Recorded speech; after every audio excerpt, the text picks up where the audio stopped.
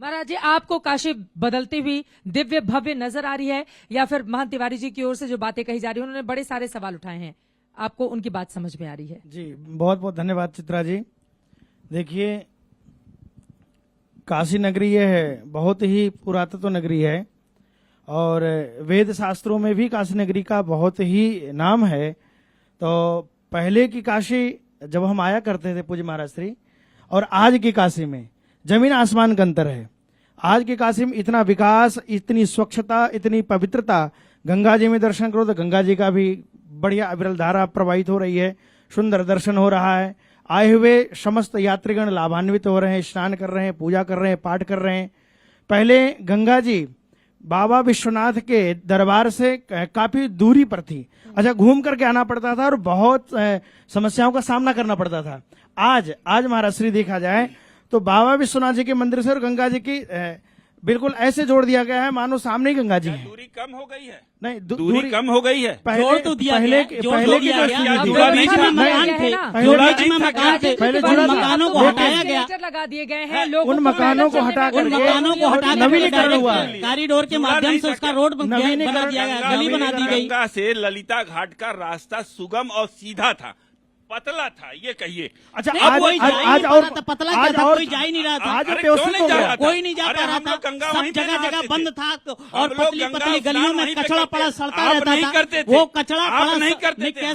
आज वो जगह व्यवस्थित हो गई है। आप जान रहे हो, जो व्यक्ति बाहर से आ रहा है वो कहाँ से जा रहा है, जो व्यक्ति जब बाहर से आ रहा है उसको क्या पता कि किस गली से अंदर जाना है। मलबा गंगा में आप वहाँ जान रहे हो, किलोमीटर गंगा आप वहाँ रह रहे हो, आपको पता है, गंगा की धारा परिवर्तित आपको कर दी तिवारी गई जी है। पता है, लेकिन जो व्यक्ति बाहर से आ रहा है उसको पता है कि गली किधर से है। डॉक्टर साहब एक मिनट, आप कह रहे हैं ना गंगा को पाट दिया गया है, अच्छा रास्ता बनाने के लिए, उसको क्लियर करने के लिए जगह बनाने की जगह चाहिए ना। मतलब आप इसका मतलब कि गंगा का पाटना जायज था? गंगा का पाटना जायज नहीं है। गंगा का जो मतलब गंगा बिल्कुल नहीं पाटी, क्या प्लीज दे रहे हैं आप लोग महाराज? गंगा बिल्कुल नहीं पाटी। मेरे कहने मतलब गंगा के किनारे घाट बनाना जिसको पाटना कहा जाएगा। गंगा किनारे अगर घाट नए बनाए जा रहे हैं तो वह पाटना माना जाएगा। आज अगर गंगा जी घाट को नया निर्माण हो रहा है, स्वच्छ बनाया जा रहा है, सुंदरता बनाई जा रही है, तो उसको पाटना माना जाएगा। बाबा के से गंगा जुटी नहीं थी, वो स्वयं गंगाधर हैं। गंगाधर तो स्वयं है, उनसे अलग हो ही नहीं सकती हैं। आप क्या चाहते हैं? अलग हो ही नहीं सकती।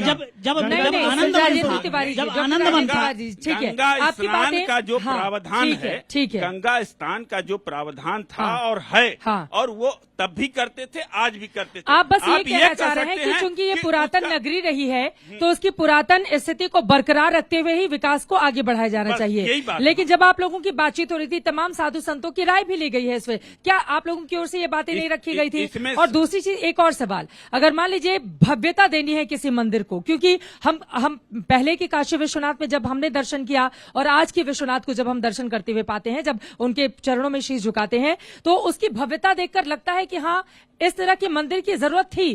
काशी विश्वनाथ कॉरिडोर ऐसा होना चाहिए था जहां पर जब भी दूर दूर से लोग आए, कम से कम उसको ऐसा ना लगे कि हमारे भोलेनाथ इस स्थिति में क्यों रहते हैं।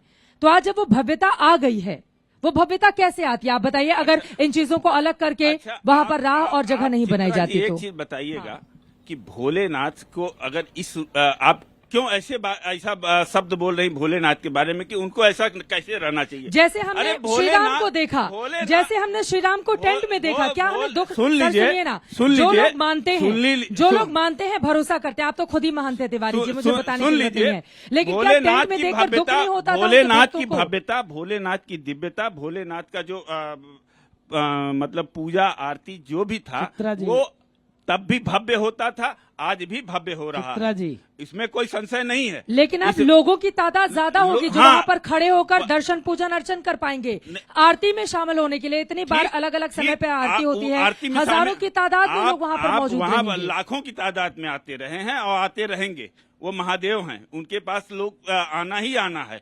वो महादेव के पास आते हैं तो लोग एहसान नहीं करते अपने बिल्कुल बिल्कुल, वो उनका आशीर्वाद लेने आते हैं। बाबा के प्रति आस्था रखने वाले लोग वहाँ आते हैं। आस्था रखने वालों की भी तो जिम्मेदारी है ना कि बाबा के मंदिर को देखें कि वो किस स्थिति में है। आपको ये भी तो तय करना होगा कि महादेव किस चीज के मतलब वो हैं, इच्छुक है। महादेव वैभव परिवर्तन होना चाहिए, परिवर्तन होना चाहिए, लेकिन परिवर्तन का मतलब मापदंड ये नहीं होना चाहिए कि जो उनके काशी खंडोक देवता देवी देवता हैं उनकी पंचकोशी परिक्रमा उसको प्रभावित करके हम परिवर्तन करते पूरा का पूरा।